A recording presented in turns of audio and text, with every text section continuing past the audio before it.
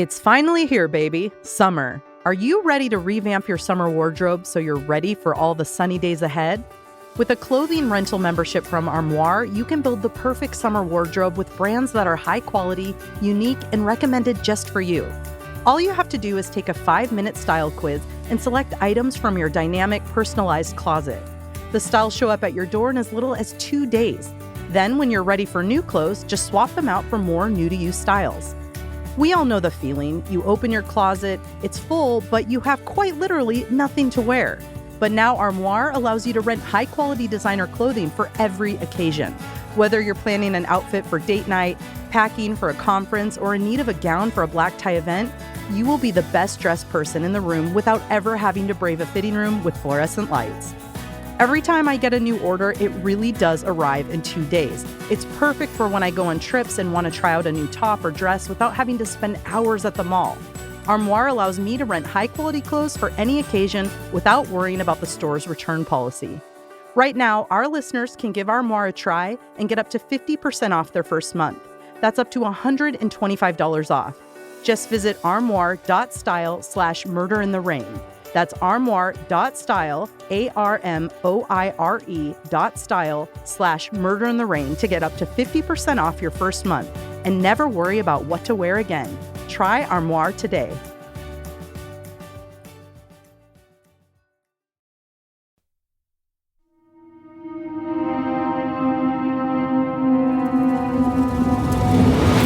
This is Murder in the Rain, where each week Emily Rowney, Alicia Holland, and Josh McCullough tell true crime stories of the Pacific Northwest. Murder in the Rain contains graphic content. Listener discretion is advised.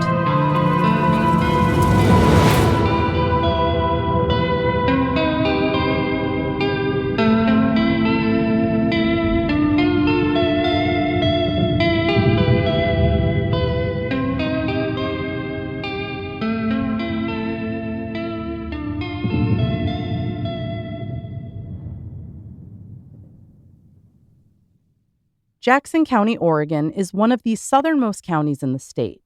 The county has a few very notable things that if you happen to be traveling to Oregon, you might want to check out. Up first is Bear Creek Greenway. This is a paved biking and hiking path that stretches over 20 miles and runs all the way from Ashland, Oregon to Central Point, Oregon. The famous Pacific Crest Trail, or PCT, has been featured in both the book and movie Wild, and of course, Gilmore Girls, A Year in the Life. Shout out to Josh's dad. The trail stretches 2,653 miles, or 4,270 kilometers for our non-American listeners, and it passes through Oregon and, of course, Jackson County, as well as the states California and Washington. And it goes through 25 national forests and 7 national parks. Many folks just complete a small stretch at a time, but of course, the most hardcore of hikers will attempt the entire stretch at once, and that's known as through hiking. Only the most bold will attempt that feat and become one of the esteemed hikers that complete the journey, which is estimated at taking between 4 and 6 months to complete.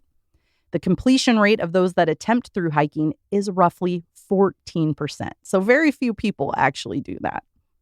Side note, I just thought that was fun. Yeah. Brutal. Then, of course, there's the world-famous Shakespeare Festival in Ashland, Oregon. The festival goes from April through December and features multiple performances per day, multiple days per week. Nearly 400,000 people attend the festival each year, and it's been going on since 1935. For the people who want to get a little bit weirder on their visit to Oregon, Jackson County has stuff for you too. There's, of course, the Bigfoot Trap located in the Siskiyou National Forest. It's thought to be the world's only Bigfoot trap. Oh. It's been in place since 1974 and has since become a staple for tourists. Another staple of the Oregon roadside attraction circuit that is located in Jackson County is the Oregon Vortex near Sardine Creek in Gold Hill, Oregon. I love it there. The site features several optical illusions that have drawn hundreds of thousands of tourists, making it one of the most successful Oregon roadside attractions of all time. Can I throw in a fun fact? Sure you can. That is the basis of the cartoon Gravity Falls. Yes, it is. And I didn't put that in here, but I did know that. The man that developed the area in the 1920s believed that the property was on the site of a spherical force field that was partially beneath and above the ground. The Oregon vortex draws all sorts of people, from regular tourists to psychics to those desperate for a medical miracle such as relieving their lifelong back pain.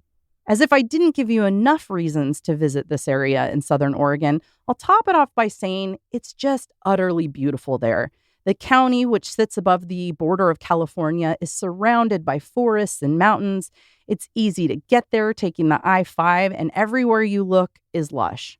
That being said, it's a mixed bag for a lot of people when it comes to livability. Some of the larger cities in the area are known for heavy drug use and crime, and some of the small towns aren't exactly welcoming to those who may be different from the locals, not our listeners, of course. That being said, Ashland, Oregon is rather liberal and has always been a draw for local and distant artists. How could an artist not be inspired by such a gorgeous location? But it's not just artists who are drawn there. Sometimes folks just want to retire somewhere rural, or they need a break from the constant go, go, go of their everyday life. And that's where today's story begins. The beauty of Jackson County, Oregon doesn't make it much different from some of the more populated counties in Oregon, or even throughout the United States. Like other rural areas, the amount of property crime is much higher than the nationwide average. And while violent crime isn't as prevalent, there's still roughly 15 incidents of violent crime per 1,000 people, which is slightly less than the national average. But something like homicide will give the locals whiplash, as it isn't something they hear about every day, but it does happen. In today's case, we explore a real whodunit in a little unincorporated community in Jackson County called Applegate, Oregon. In 2016, a shocking crime would take place on a local ranch and leave folks reeling when they learned that their little community could be the backdrop for a soon-to-be infamous crime. On July 26, 2016, a 911 call was made to the Jackson County Sheriff's Office. On the line was a woman who said she was a notary on a job at a ranch in Applegate. While she was there working with a family to get some paperwork signed, there was a dispute and she heard a gun go off. She told police that a male had been shot and was laying outside the front door, but she wasn't planning to go anywhere near him. The man was 63-year-old Shane Moore. Shane lived on the property with several other people. There were 2 houses which sat nearby on the property. In one was his mother, sister, and niece, and in the other was Shane and his 2 roommates. When the gunshot the woman described went off, Shane's roommate Carlton heard it and rushed from Shane's house next door over to the other house where Shane lay injured. With the help of the 911 operator, Carlton started CPR. When first responders got to the property, they found Shane lying outside the front door of the main house on the property. Unfortunately, the CPR was unsuccessful, and Shane passed away due to a single gunshot wound to the chest. Police began to investigate the scene, and for once, this isn't a story where investigators were bending over backwards searching for witnesses. This time, there were several people present on the property at the time of the shooting, and they'd be able to share all of the details. The notary who called in the shooting was Carla Treiber. She had fled the scene after she made the call, fearing for her own safety. Left behind were Kelly Moore, Shane's sister, Lori Moore, Shane's elderly mother, and Tucker Moore Reed, Shane's niece. They all lived in the main house. Also present was Carlton Olison, Shane's roommate, who I mentioned ran over from the other house on the property where he lived with Shane. The property is a 150-acre ranch, and it was originally purchased in the year 2000 by Shane's mother and father. After a few months of living there, their daughter Kelly moved into the house with her teenage daughters after her recent divorce. When Shane and Kelly's father was diagnosed with ALS soon thereafter, Shane also moved to the property to help care for him. He moved into a separate house with multiple roommates to help offset the costs of running the ranch. Eventually, Kelly and Shane's father died, and they both remained to care for their mother and the property. The Moore family isn't some boring little ranch family. They have a very unique background, so let's do a bit of a rundown. Shane Patrick Moore was one of 5 children born to Lundy Addison Moore and his wife Lori Moore in 1953. Shane, bright like most of his family, opted to go to law school in California, where he did very well. But like many folks, he quickly learned that it just wasn't for him, and instead he opened a successful bookstore. As I mentioned, when his dad got sick, he abandoned the life he had built for himself to put his parents first. Instead of running his own store, he did odd jobs, cared for his father up until his death, and remained on the property to care for his mother, as well as ensure that the ranch was in working order and making money. Kelly Moore was born 3 years after her brother in Manchester Township, New Jersey. Eventually, she followed her brother to California, where she also opted to go to law school. She completed her schooling and quickly became a high-powered lawyer. Kelly married a man named Daniel Reed, who was an actor and screenwriter. Eventually, the pair would venture into the creative world together when they co-authored a true crime bestseller called Deadly Medicine, which was based on the Texas nurse Janine Jones. Interestingly enough, I covered that case on our Patreon episode called Death Shift. A quick synopsis is that Janine Jones worked at Bexar County Medical Center in Texas in the 1980s. Over the course of multiple years, there was a major spike in pediatric deaths, and there were rumors that one particular shift had more deaths than any other. And that shift featured one, Janine Jones, whom colleagues had growing concerns over. Lo and behold, the rumors were validated, but it took years to get this woman behind bars. And of course, like other dramatic cases, there were possible cover-ups, including records being shredded, making things all the harder to button up. While Jones was suspected of killing roughly 60 children, she was only convicted of a few of those murders. She's in prison today, but could possibly get parole in her old age, as her plea deal gives her the possibility of parole at the age of 87. Now back to Kelly. She was a gifted writer who helped investigate that case, and she married a gifted actor and screenwriter. The pair went on to have 3 gifted children, Ashlyn, Larkin, and Sinjin. By 1998, Kelly left her job as a lawyer and decided to support her children full-time, in particular, Ashlyn, who was now going by the name Tucker. Tucker took after her father and was a natural at acting. So her mom stopped working so that she could help Tucker pursue her dreams. In the year 2000, Kelly and Dan divorced, so Kelly decided to move in with her parents, who recently relocated to the ranch in Southern Oregon. It wasn't just Dad that Tucker Moore Reed took after. Yes, she loved to act and was often partaking in school plays at her high school in Ashland, Oregon, and in the community theater as well. When she wasn't acting, she was designing sets and costumes. But like her mother, Tucker also had a knack for writing. She was a reporter and editor for her school newspaper, and eventually, at the age of 19 in 2009, she convinced her mother to collaborate on a young adult novel called Amber House with her and her sister Larkin. The book got published in 2012 and went on to get them a 6-figure 3-book deal with Scholastic Press. In 2010, Reed, now a budding author, was accepted to the University of California, where she opted to study broadcast journalism, theater, and cinema. Similar to high school, she reported for the university paper and was also the assistant editor. While it seemed like Tucker led an exciting and perhaps perfect life, not everything was great for her. In college, she had a boyfriend who she claimed one night took things too far, and after repeatedly pressuring her for sex, he ended up raping her. She went to the police and the USC Student Judicial Affairs in 2013 to report the crime. Both parties rejected her case, claiming that the burden of proof was not met. So she turned to her writing and detailed the crime in a blog. This resulted in a ton of media attention, as USC had other similar cases going on at the time. Unfortunately, this attention didn't allow Tucker to make much progress in her case. What ended up occurring was a defamation suit filed against her. That didn't stop her from trying to create change. She created a campus coalition called SCAR, or Student Coalition Against Rape, where she could help bring awareness about campus rape to the public. She was even recognized by the Veteran Feminists of America and won the Lucy Burns Challenger Award for her activism. Tucker eventually dropped out of USC, but that didn't hinder her success. She wrote for several publications, including Cosmopolitan Magazine, Exojane.com, and the Huffington Post. Eventually, she moved back in with her mother and grandmother and started working as a reporter in Southern Oregon while still pursuing her dreams of acting. Once police arrived at the ranch on July 26, 2016, to investigate the shooting death of Shane Moore, they quickly learned that this was not one big happy family living and thriving together. It seemed that the childhood rivalry that occurred between Kelly and Shane as kids reignited when they began living on the ranch together. In fact, that was part of the reason the notary was there that day. Once investigators tracked Carla Triber down to interview her and talk to other witnesses, they started to piece together the family dynamics, and it wasn't pretty.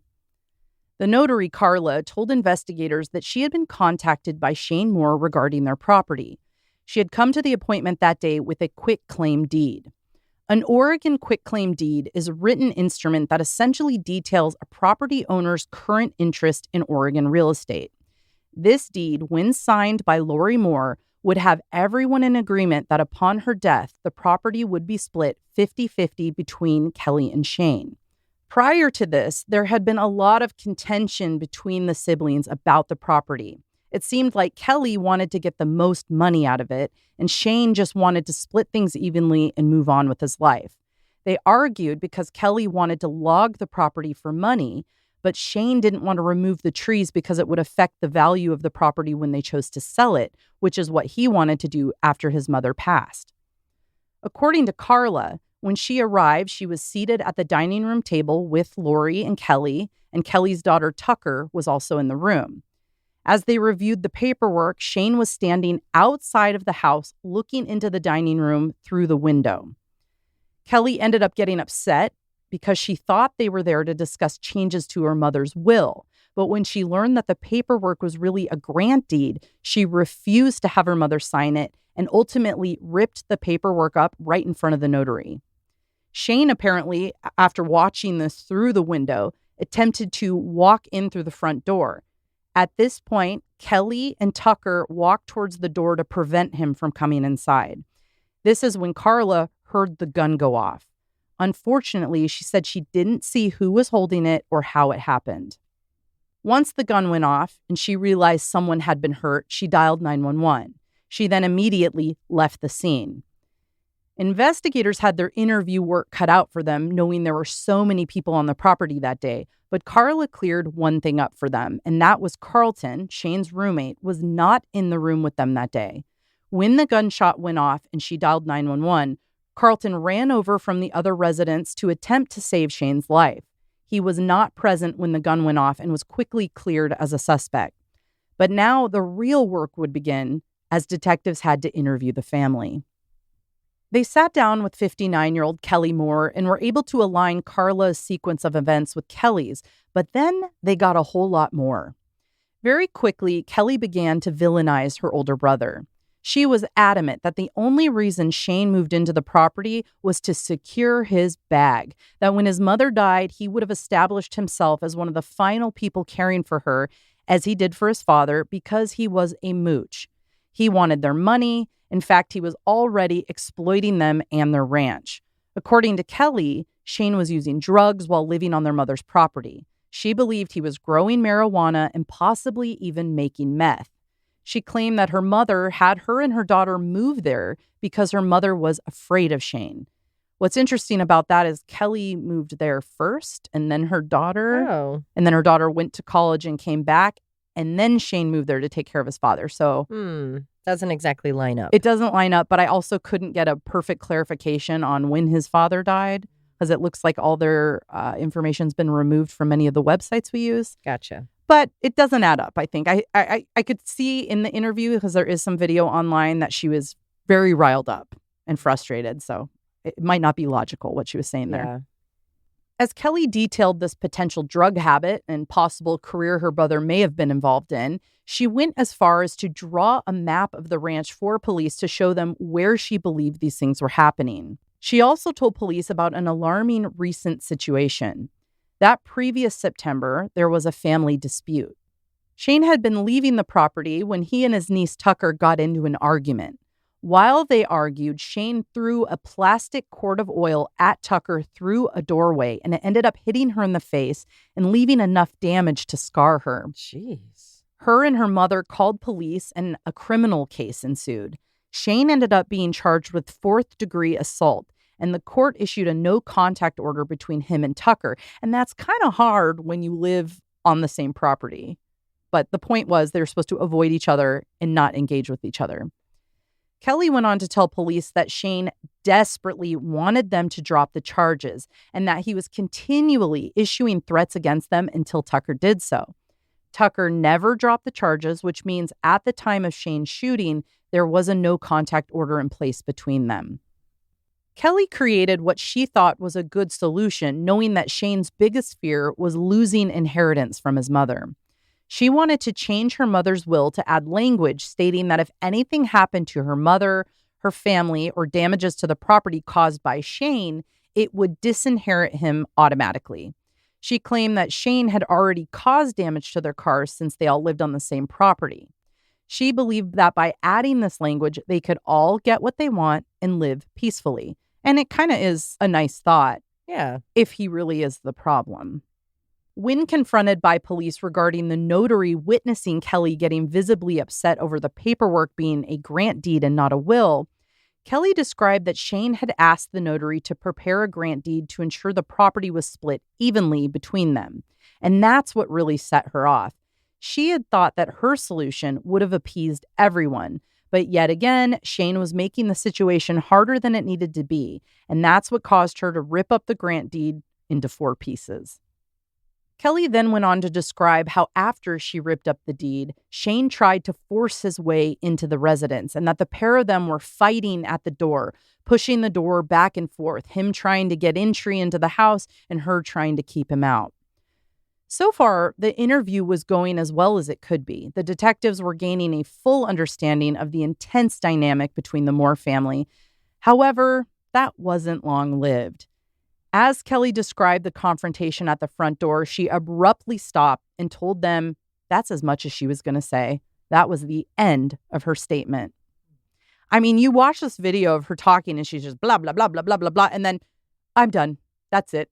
It's very abrupt. Like she realized what she was doing? Well, she told the entire story up until there being involvement of a gun. Oh, okay. When it came time to interview Tucker, detectives turned up the pressure. They urged her to tell them everything because she was the one witness they really needed to hear from. She obliged. She validated the conversation that happened over the table, that her mother got upset after learning her Uncle Shane brought the notary to the property with the deed and not the will. She explained that her uncle had hurt her months prior and that she had pressed charges resulting in a no-contact order that he was constantly trying to break. This regular boundary pushing Shane was doing made her fear for her and her mother's safety. And she explained that earlier that day, she had found her grandfather's gun in the house. That morning, she took it outside to see if it was loaded and fired a shot from the porch. That's how I check if guns are loaded, too. Mm-hmm. After realizing, yep, it's loaded, she claimed she gave the gun to her mother, who then put it in the kitchen under a napkin. This was just in case things didn't go as planned at the notary appointment and that they needed to protect themselves. That's pretty... What does that say to you? Just first. That says, I anticipate this going poorly. Yeah. And so I'm going to be armed because I'm probably going to have to shoot someone. Which may be premeditated. Yeah. If you think about it long enough. I'm there. Yeah. Tucker went on to say that once her mother and Shane got into it over the torn up deed, she began to worry for her mother's safety. She grabbed the gun from beneath the napkin in the kitchen, walked towards the door where she saw her uncle pushing in the door and reaching in with his arm, attempting to grab her mother. She then fired the gun by accident, claiming that she mistakenly thought you had to cock a gun before it would fire. Then why are you pulling the trigger? Yeah. There you have it. A confession. 26-year-old Tucker Moore Reed admitted that she was the one who killed her uncle, albeit by accident. After her confession, the same day of Shane's death, July 26, 2016, Tucker was arrested for manslaughter, which is, of course, murder without intent. With Tucker in custody, investigators went back to the ranch with a search warrant. They collected all of the paperwork that the notary brought to the house, including the ripped-up deed. They collected the gun, which was sitting on a console table just beside the front door. As they continued to investigate the case and evaluate all the evidence, 3 days after her arrest, Tucker Moore was let out on bail. Her mother spoke to the press to ensure that everyone knew her daughter was protecting her from her uncle and that she acted in self-defense. When the gun was eventually analyzed, it showed that only a single round had been used, meaning it had been fully loaded when it fired at Shane.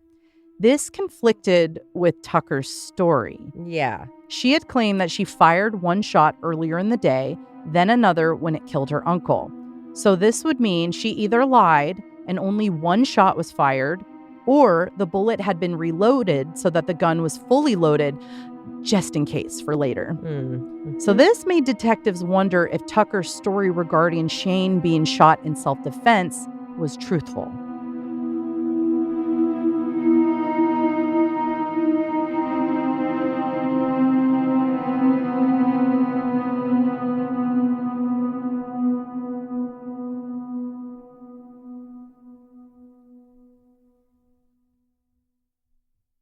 Now that investigators had some evidence that was leading them to believe self-defense may not have been a factor, they were looking for additional information to help piece together what actually happened.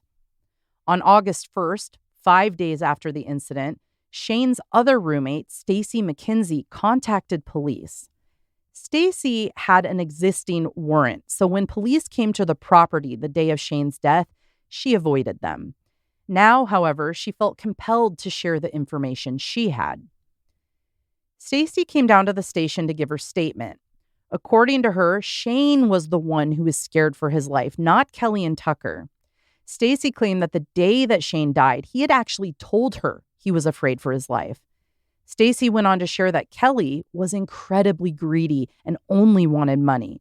Kelly hadn't worked in over 10 years and was living off of her parents, unlike Shane, who actually worked on the ranch. According to her, Kelly thought Shane coming to live with her parents to care for them was really just so that he could secure her inheritance. The property was worth upwards of $3 million. Stacy shared that once his mother died, Shane had planned to move out, sell the property, split the proceeds evenly, and leave Kelly behind. Shane had asked his mother to update the deed so that it was clear to everyone that him and Kelly would split the property evenly, and he would be able to easily go on his way after that, which his mother apparently agreed to. The day that Shane was shot, Stacy claimed she heard the gunshot followed by screams and went bolting from the home she shared with Shane and Carlton. As she approached the other residents, she saw Shane lying on the ground, writhing in pain, and Tucker was standing over him, holding a gun and yelling at him, "Just die." Then she says she heard Kelly screaming out the door, "What do you mean he's not dead yet?" She said blood was pouring out of Shane's nose and mouth. Stacy said that no one was helping Shane other than Carlton. In fact, Kelly came out, stood over Shane, and said, "Haven't you died yet, you piece of shit? Why aren't you dead yet?" Stacy had the full belief that Kelly and Tucker had stashed the gun in the kitchen with the intent of killing Shane later that day. She believed it was, quote, cold-blooded, calculated murder. As investigators looked deeper into the case at the Moore residence, they learned that there was more than one 911 call made from the ranch that day. At 1:40 p.m. on July 26th, Shane Moore had called police to report that his niece fired a gun to threaten him. Shane explained that he had a notary public coming within the hour and he didn't want there to be any trouble when she got there.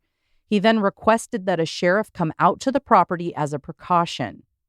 Unfortunately, the Jackson County Sheriff didn't come as they don't typically get involved in cases like this, civil cases, which is really unfortunate because he foresaw what was going to happen.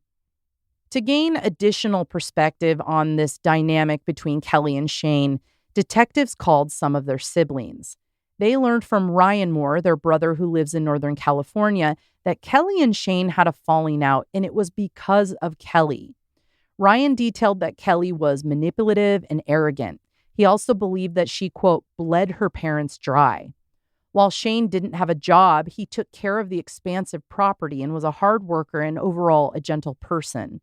Ryan said that he was never violent or aggressive. However, his sister Kelly always had a heinous temper. At one point, Ryan confronted Kelly about taking advantage of their parents. When he did so, Kelly flew into a rage and charged at him with the fire poker.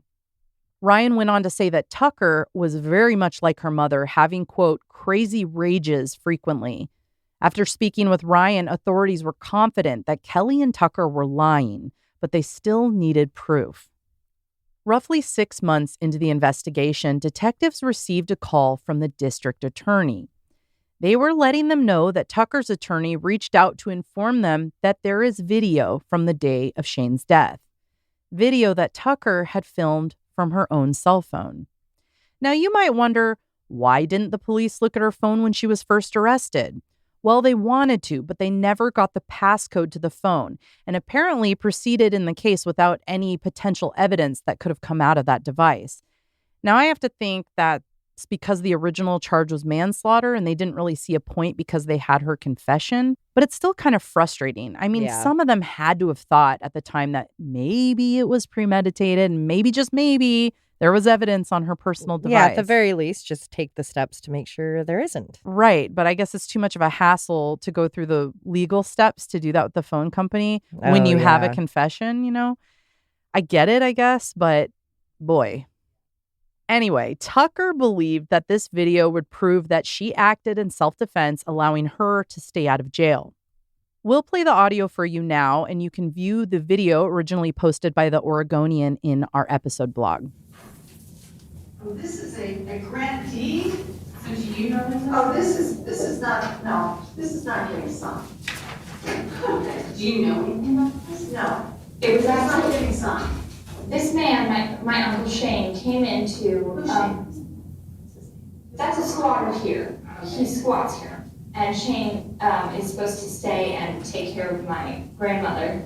And the other day, he has assaulted me. He's not supposed to be within any... In the video, you can hear Tucker narrating as she pans across the window where you see Shane standing outside. Yes, this man. She goes on to say, quote, "This man threatened this woman, my mother, unless she signs the paper." All he's doing is standing there. Then you see Kelly, her mother, and the notary discussing the paperwork across the table. I was told she was told it was an inheritance, a will. An addendum to her will. A will. This is a grant deed. You're not signing a grant deed, Mother. No, I Do you understand? Tucker screams, He's coming into the house. God damn it. "Pick up the gun." Shane sounds calm when he begins to talk to Kelly through the door, but Kelly yells that her mother is not signing the grant deed. The entire time, you hear Tucker yelling at Shane. Then Tucker picks up the gun, runs towards the front door. The gun goes off, and you hear Shane scream in pain and gurgle through what sounds like a mouthful of blood. Kelly is screaming as well. Jesus! Oh, God. She shot it. Oh, God. Oh, God. Oh, Tucker. He wasn't supposed to be around me. He's violent and dangerous. When detectives watched the video, they felt that it was not proving the self-defense case. They saw it as evidence supporting the case they were trying to build, that this was murder and it was planned. They were preparing to charge Tucker Reed with first-degree murder. Unfortunately, it would take over a year to push through any upgraded charges. Initially, the DA pushed back and wanted to keep the manslaughter charge. However, they were going to have to go back in front of the grand jury to revise some verbiage used in the original case, so that offered them the opportunity to upgrade the charges. Now, years into the case, it seemed like things were not looking good for Tucker. She would likely see new charges brought against her.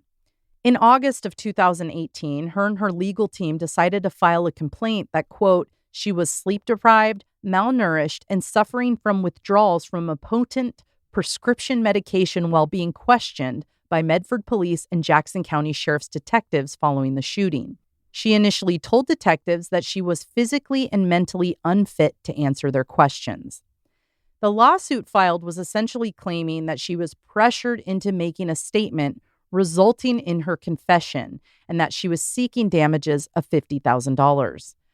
The judge denied her claim. Eventually, the upgraded murder indictment was officially accepted, and on September 5th, 2018, Tucker Moore Reed was once again arrested, this time for second-degree murder. Tucker then went before a judge for a bail hearing, and the judge denied her bail.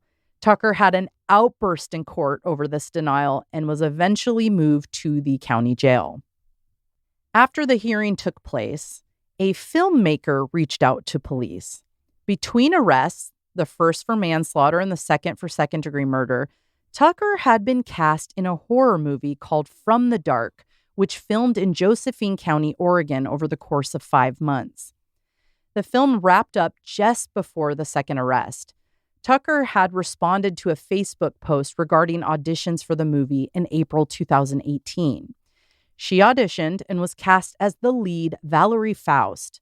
The role is associated with Tucker's professional name, Wynn Reed. In the film, which I happened to watch this past weekend because you can rent it for $1.99 on Apple TV, Tucker takes on the role of Valerie, a tour guide at a local cave system and chateau in Southern Oregon. Raised in the area by her late father, who also worked there, Valerie has recently decided it's time to move on from her familiar surroundings. Before her departure, Valerie's boss goes on vacation, entrusting her with the responsibility of closing up for the season. Instead of simply shutting down the chateau that evening, Valerie decides to suspend work, allowing her colleagues to leave early and join her for her farewell party in one of the cabins on the property. While they party there together, the group becomes entangled in a series of eerie occurrences and eventually grisly murders, echoing the local legends of the area they have all grown up hearing about. As the night unfolds, the boundaries between myth and reality blur, culminating in a horrifying climax of campy gore. The filmmaker learned of Tucker's arrest for murder and reached out to police who grew interested in what he told them about the film.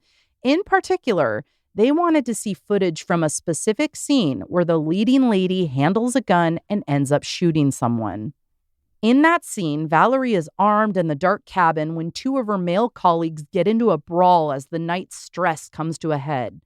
When one of them, with a shady history, seemingly turns on her, the gun goes off. The filmmaker describes the scene as the character believing she's shooting someone in self-defense, but as you watch it take place, you may realize it was murder. Art imitating life? Was this before the shooting? This was after. So the shooting happened in 2016. She got out on bail and was just waiting for whatever court case was going to happen, got cast in the movie, filmed the movie, and then got arrested for second-degree murder. So that whole time they were investigating her. The script spoke to her, I guess. I think it might have. Over the course of a couple of years, Tucker went through multiple attorneys, ultimately delaying her trial repeatedly. With each change in counsel, they would get extra time to read up on her case and prepare for trial. The DA was getting more and more worried that there would be someone in a jury eventually that would buy her self-defense story and that the case would just be a bust. So they offered her a deal. In May of 2020, 30-year-old Tucker finally had her selected attorney, and they opted to accept a plea deal. The deal would drop her charges to second-degree manslaughter and offer her credit for time served. This resulted in a sentence of 75 months, which means she could be released from Coffee Creek Correctional Facility in Wilsonville, where she currently resides, as early as November 25th, 2024. Prior to her plea acceptance, that January of the same year, Moore Reed was facing charges for unlawfully possessing heroin and supplying contraband while she was in Jackson County Jail. So I don't think anything has come from that. She doesn't have any charges on her account about drugs, but maybe it got dropped when she accepted her plea. Oh, yeah, that's probably part of it. But I think she might be a bit of a troublemaker. I don't know. The most recent activity I've read about this case was in 2021. She filed a malpractice suit against her defense attorney, claiming that he failed to adequately represent her, which resulted in her accepting a false plea. And that was, of course, dismissed by the judge. Now, if you're like me, you're probably wondering if anything happened to her mother, Kelly Moore, who may have had involvement in the planning.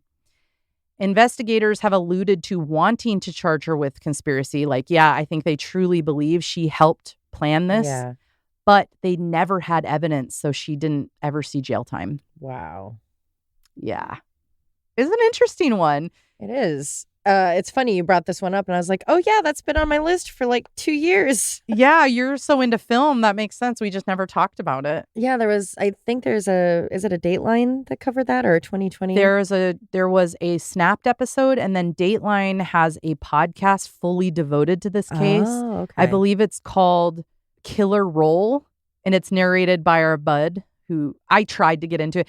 It's a little too embellished on the, Oh. like in this luscious Yeah. Oregon forest, blah, blah, blah. I couldn't get into it. But I'm guessing because there's multiple episodes, it probably gets really detailed with interviews.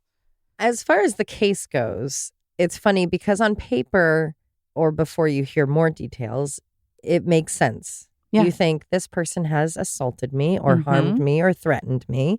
I don't feel safe around them. Nothing's happened, but I don't feel safe, so I'm going to make myself feel safe. With just that, you think, oh man, she was being harmed by her uncle, and then he showed up, and And he's there, and you can see him in the Yeah. window. but then why are you filming? That's 90% of like fail videos, or if I watch YouTube videos of funny stuff, and Right. I'm like, that's funny, but why were they filming? If it This is comes from obviously fake. If it's from a security camera, that's one thing. Right. But But why I are happen you to sitting be there having my filming? cell phone out when I see my uncle there. Right. Well, and then the other argument of that is she sees him standing outside loitering. She turns it on to film him. That I could understand. I suppose, But yeah. her narration really got me. Yes. He's coming in the house, God damn it. Well, and just I'm like, what? And the That's way worse she's- acting than me. and I guess, I mean, obviously you would be saying that to the notary. You'd be saying we have issues. Yeah. But you would also, actors are always the worst actors out of, when they're not in a scene and they're trying to act, it's always the worst. Yeah. And so it really comes off of, instead of, oh my God, my uncle's here and we've had these issues. I'm really sorry. It's really, you would just be explaining it, not, well, he has an order that he is not to get near me in any way. And da da da da da. Yeah. It was just odd that she was narrating it. And it doesn't help that the shots are fired while she is getting heated about what the documents are. Does she have the phone aimed at him when So, he's shot, or how is it? It is panning throughout the room. So she's standing in the kitchen and she has a direct view straight ahead of her of the dining room where her grandmother and mother are sitting with the notary. And then if you slowly pan to the right, there's the window right next to the front door. Okay. And that's where you can see the uncle just watching them. And he is just casually standing there. To me, it looks like someone who is like, I know I can't be in there, but I'm interested to see how this goes. And I know I can't trust them to not try to fuck with it. Exactly. And then he watches her rip up the document and knows his sister's about to go into a rage. And he comes in my opinion, calmly tries to say something. Mhm. And then they're just swarming him. And then you see the phone kind of jostling around because Tucker's holding it, grabs the gun, and it's just kind of flying around in motion as that gun goes off, and you're just hearing things at that point. For me, there are pieces of it that, yes, logically, that makes sense in this situation that it is self-defense, right? Like, Right. you could explain the gun accidentally going off. You could explain the background of your uncle hurting you, blah, blah, blah. But putting it all together and then having a video to watch and listen to, it's just, How many times do we have to hear something so awful for something so stupid? You're willing to let your child rot in prison, potentially forever. She could have been given the death penalty or been. so you could get your bag.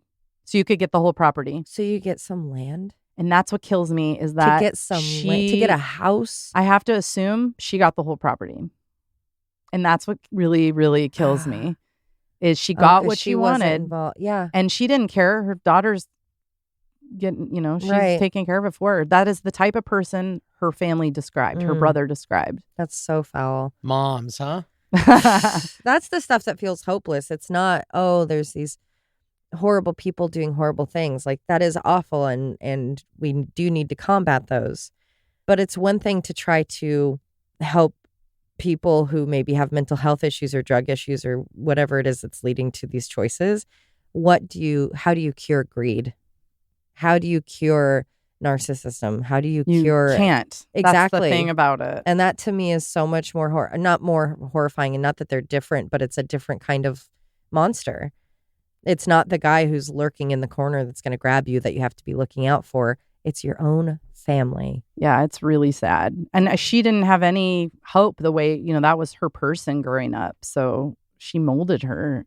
I have to think she had contributed. That's what it sounds like. And again, this is obviously just on what you're telling me, and don't know these people. But yeah, I kind of got this feeling of this insidious, it's about us and we're going to get what we want. I agree. And the other thing that struck me is her mother. I mean, she, I think, was like 86 or 90 or something. You can tell she's just, okay, I'll do what you want, sitting there. And that's why she didn't want her brother near her. Honestly, that part when they were talking, I was like, oh, yeah. I hear some family members in that. Yeah. I hear those conversations with Grampy. And how many times, Josh, have we referenced Fargo? All of that, so many people dead. And for what? For a little bit of money. And it's a beautiful day. Your daughter's in prison. Your brother's dead. So that you could have a little farm. It's sick. Yeah. And then she gets out. She'll just go live with her mom on the farm. Well, I mean, she had that 3-book deal, and I don't, and as sad as it is in America, they probably she has pen name. She has a pen name. She has a professional name. Like, nobody's in the know. They're just like a young adult book. Yeah. Tucker has. Oh, she's a writer now. She wrote with in her 2009. Oh, I didn't catch that. She I'm so convinced her mother to co-author a book with her and her sister, and it became a very successful young adult book. Got a 3-book deal. So I think she could easily go right back into that. She's an articulate young woman. I might look into that. I might see. I'm going to read it. If there's still a deal. Might ask Scholastic about that. Well, 2 of the books are out. I don't know if the 3rd one ever got made. Right. Does she have a different pen name than her acting name and her real name? Yeah.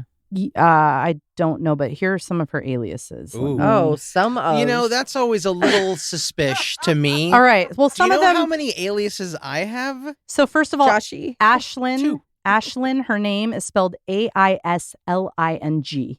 So anyway, there's Ashlyn Reed with 2 E's, Ashlyn Moore Reed, again with 2 E's, Tucker Reed, Tucker Moore Reed with an READ, Wynn Reed is her acting name. And those are the ones I know of. I did not look up the book to see what the pen name is in there. I promise I will, because I will be reading it. But I'll get back to you on that.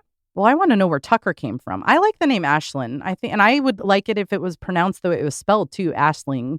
Aisling. Aisling. I think Aisling actually is a cool name. Yeah, Josh, I'm with you on that. Anytime. It's questionable. Usually. Why do you have a persona? Why do you have usually an alter a reality ego? show. Well, I get it with actors though. Yeah, no, but I think there's a personality. It's one thing to have nicknames or things like that, but the people that say, don't get me a drink because then so-and-so's coming out. Fernando's coming out. Yeah, I can't. Oh my God, Fernando. I can't help that thing because I was being so-and-so because I was in a mood. And it's like, no, you need to own this. And also like, what? I'm with you on that, Josh, where that's a red flag for me. Definitely. Not that I didn't go by AJ and Allie in elementary school. Well, I went by Nikki with 2 Ks all of 3rd grade, and I made my uncle call me that, and I wouldn't respond until he called me that, and he eventually started calling me that. Well, and again, that's kid stuff. That makes sense. You're trying to figure out and do. I don't know. I was also obsessed with my friend Hannah's name since it was the same front going forward or backwards, the spelling, and I just thought that was the coolest thing. That's like the only thing I remember about her, except for the fact that she had like really dark brown hair, straight, pretty hair that she always wore in 2 braids. Wow. Shout out to Hannah with the 2 braids. And the 2 H's.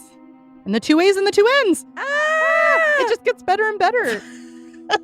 If I were to spell her name, I'd put a braid on either H at the end. Absolutely you would. Hanging down. The part is the ANNA. Absolutely. I visualize it now. Hannah's scalp.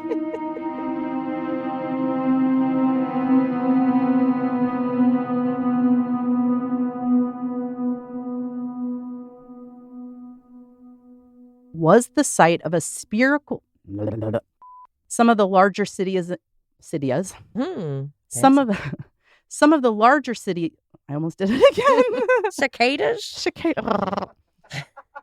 Have you guys been to any of the No, Ashland stuff? I haven't. I wanted to go to the Shakespeare Festival. I thought that'd be fun. That surprises me that you haven't gone there, Em. That seems like something that'd be kind of up your alley. I avoid Southern Up your back Oregon. street. Up my There's back. there's a Shell station right there off the 5 in Ashland, and it's great because they always have really stinky hot dogs rolling that have been there for days, and the bathroom has 2 toilets but no doors or stalls, so you just have to lock the main door. Cool. It's a great Fun fact. If you're heading to LA, you know that one. You know what I'm talking about. Yeah, I do. And also there are, for people that do want to go to the Shakespeare thing, there are so many famous actors and performers that go there to be part Cranston. of it. I think Bryan Yeah, Cranston Bryan was one of Cranston them. is a huge part It's a of it. big, yeah. big John festival. Lithgow, maybe? I think so. So Sarah many. Paulson, maybe. Yep, Yeah. so many. That's cool. All right. Road trip. For stinky hot dogs. That's so gross. My favorite. Alicia, sick. Of course, that's your memory of Ashland.